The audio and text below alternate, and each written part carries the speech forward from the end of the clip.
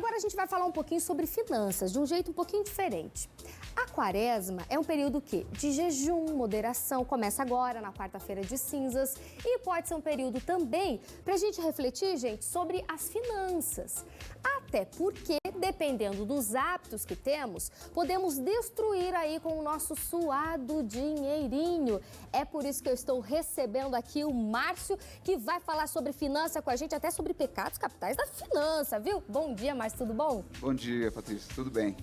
Então, quer dizer que na quaresma também é um período propício para a gente pensar nas finanças. Sim, Patrícia, é um período interessante porque quando a gente logo olha no retrovisor, a gente volta aí a 2 meses atrás, mais ou menos, que quando em dezembro a gente começa a fazer as promessas para o ano. Então, em dezembro de 2019, muitos fizeram promessas para 2020, que iam mudar seus hábitos financeiros, que iam criar um orçamento.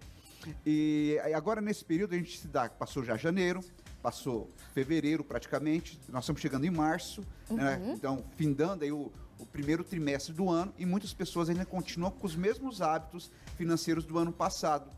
Então a quaresma é um período muito interessante que tem todo esse apelo espiritual, das pessoas refletirem, de fazer o seu jejum durante esses 40 dias. Então, refletir sobre a sua vida financeira.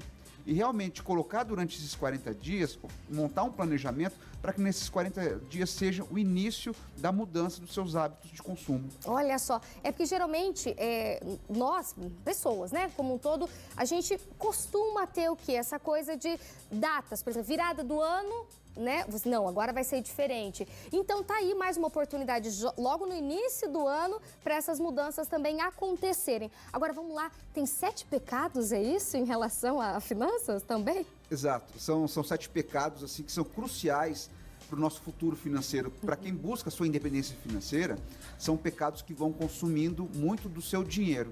E quando nós falamos sobre pecados, Patrícia, a gente tem que entender que tudo tem um preço. Certo. E até o pecado tem um preço. Porque se você peca... vou dar um exemplo. O marido infiel, né, que tem uma amante. Essa pessoa, ela gasta com motel, ele gasta com presentes para amante. Se ele é infiel e frequenta prostíbulo, ele gasta no prostíbulo. E tudo isso é custo. E ele está pecando e gastando. Ou a questão até mesmo de outros tipos de pecado, por exemplo, a pessoa que tem um excesso da bebida. Hoje você faz a conta de a pessoa que toma 4 cervejas por noite. Faz a conta de quanto custa uma cerveja, quanto isso dá no mês. Isso. A pessoa que fuma, que tem o hábito de fumar, quanto custa uma carteira de cigarro? Quantas carteiras que ela fuma por dia? Isso na semana dá quanto? Isso no mês, no ano, dá quanto? Então, se a gente for parar para analisar, tudo que a gente peca, os pecados que são realizados, ele tem preço.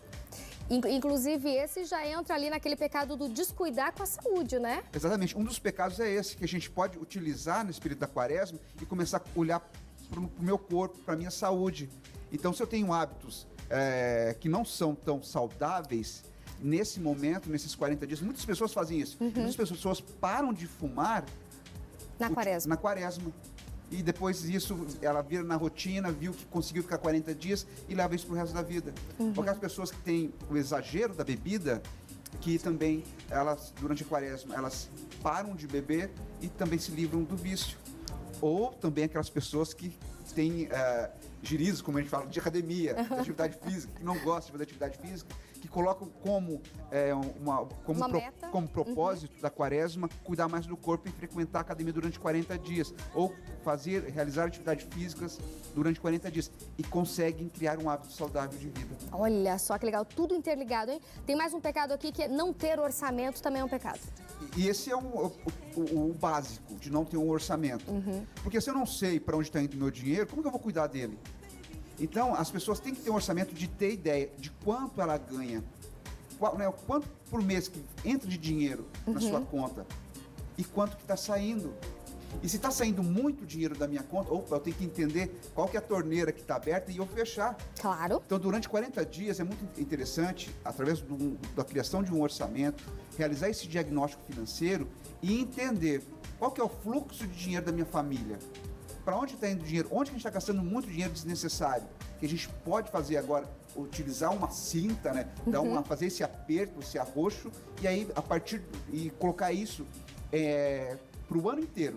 Então, algo que durante os 40 dias eu vou realizar e isso aí entra no DNA da família, que daí o resto do ano e daqui para frente, todos os dias, as pessoas a família começa a consumir de forma mais consciente. Abusar do crédito. Exato. Ainda mais agora, principalmente agora no carnaval. Tem muitas pessoas que a quarta-feira de cinza vai ser cinza mesmo.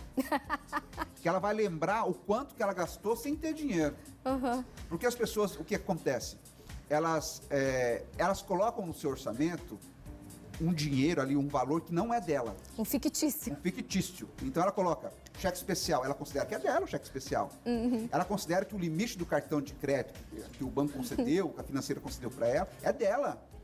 Então, às vezes, garanto, muitas pessoas hoje na segunda-feira estão nos assistindo, que ela ou está em viagem, não tinha dinheiro, parcelou em 12 vezes no cartão, e o que acontece? Ela esquece que vai ter o vencimento da fatura.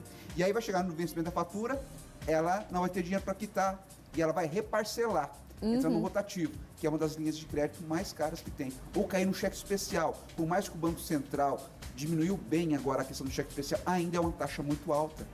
Então, as pessoas têm que cuidar. Márcio, então não pode tomar crédito. Tome crédito, sim, porque às vezes é necessário. Mas consciente? Consciente. E no máximo 30% da sua renda. Não comprometa mais do que isso. Comprometeu mais do que 30%, você está comprometendo o futuro da sua família. Aí tem pessoas também que não pensam, então, no futuro a longo prazo. Ou seja, esquecem da aposentadoria? Exatamente. Esse é um dos pecados, assim, que me corta o coração as pessoas. É verdade, Patrícia, por quê? Eu vou fazer uma pergunta para você. Ai, vai. Quando a gente é criança, uma das perguntas que é mais feita para nós é o quê? O que você vai ser quando você crescer? Agora eu pergunto, Patrícia, o que você vai ser quando se aposentar? Serei uma aposentada. Mas como você vai estar na sua aposentadoria? Se Deus quiser. Bom, do jeito que tá, não sei se me aposento pelo INSS, do jeito que tá. Penso eu que terei que fazer uma aposentadoria ali, um particular, ali, alguma coisa assim, para garantir minha aposentadoria e a minha renda lá no futuro. Então, essa pergunta que eu refaço para o pessoal de casa. Como você vai ser quando se aposentar? O que você vai ser quando se aposentar? Né, o quanto do seu dia a dia você está destinando para o seu futuro? Olha lá, segura aqui, mas que a gente tem uma pergunta justamente sobre esse tema aqui. Deixa eu ler lá, então. Pensar só no agora, ficar naquela dúvida, só se vive uma vez. Como chegar em um meio termo para não sofrer o hoje, mas se organizar para o futuro? Liz, do Parque São Paulo. Bela pergunta da Liz. O que a gente tem que ter na vida? Em todos os sentidos. Na vida espiritual, na vida profissional, a gente tem que buscar sempre o equilíbrio. Certo. Não adianta eu querer aproveitar as coisas boas da vida hoje e ser negligente com o meu futuro. Isso é um erro muito grande. Só que também eu não posso ficar vivendo o meu futuro e esquecer de viver o presente. Ai, daí fica confuso, né? Mas eu sei, a gente tem que ter... Equilíbrio. Equilíbrio. Por exemplo, o que eu falo sempre? Tanto dos meus ganhos e quanto que eu vou destinar. Eu gosto de trabalhar sempre o seguinte, de 100% do que eu destinei, do que sobrou do meu dinheiro, o que eu faço? Ou do meu orçamento, eu pego o seguinte, 33% dos 100% eu vou destinar para as coisas de curto prazo. Tá. Eu quero sair, assistir um filme com a minha filha, eu quero ir no cinema, eu quero ir pro shopping, eu quero fazer uma viagem na cidade vizinha, eu quero ir nas cataratas. No curto prazo.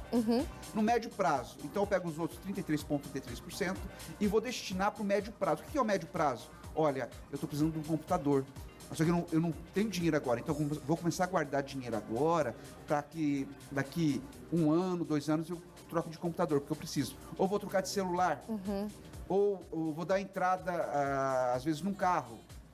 Pois é, mas a maioria faz o quê, né? Já pega, já parcela, já vai, já compra e foi. Esse é outro pecado.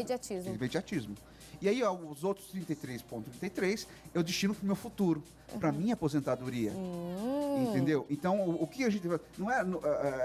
tem muitas pessoas que vivem só no futuro. Ah, não, deixa eu guardar, deixa eu guardar, deixa eu guardar. E não aproveita as coisas boas da vida. Entendeu? Então, você diversificando também no curto, no médio, no longo prazo, você aproveita todas as fases da sua vida. Olha que legal. De forma saudável. Aqui nós temos, então, o quinto pecado, pessoal, que é investir apenas na poupança. O sexto, não ter uma reserva de emergência. E o sétimo, mais pensar apenas a curto prazo. Exatamente. Então, quando a gente fala da poupança, nós temos, no ano de 2019, nós fechamos com a poupança acumulada em 4,26. Porém, ela fechou a inflação, ela fechou em 4,31. Então, a poupança perdeu para a inflação. Então, quem tem dinheiro na poupança, perdeu o poder aquisitivo. Entendi. Perdeu o poder aquisitivo. Então, por exemplo, assim, Márcio, mas é tão complicado estudar sobre investimentos, buscar alternativas de investimento. Então, nesse período de 40 dias, parte do seu tempo, das suas 24 horas do dia que você tem, tire 15, 20 minutos por dia para você estudar sobre o mercado financeiro. Existem inúmeras alternativas de investimento, tanto do sistema bancário, nas cooperativas de crédito que estão fortes na nossa região. As cooperativas têm produtos incríveis e ainda a cooperativa você tem ganhos a mais, porque a participação de sobras ainda volta para você que é associado. Então, assim, tem alternativas incríveis, melhores do que a poupança. Então, tire, por exemplo, é um pecado você ser negligente do seu dinheiro. Certo. Você está perdendo para a inflação e você vai continuar deixando seu dinheiro na poupança? Não, tem alternativa. Então, vá na sua a instituição financeira e busca alternativas melhores. É isso aí. Busca alternativas. Sobre o curto prazo. Então, a mesma coisa, a gente fica olhando só para o curto prazo.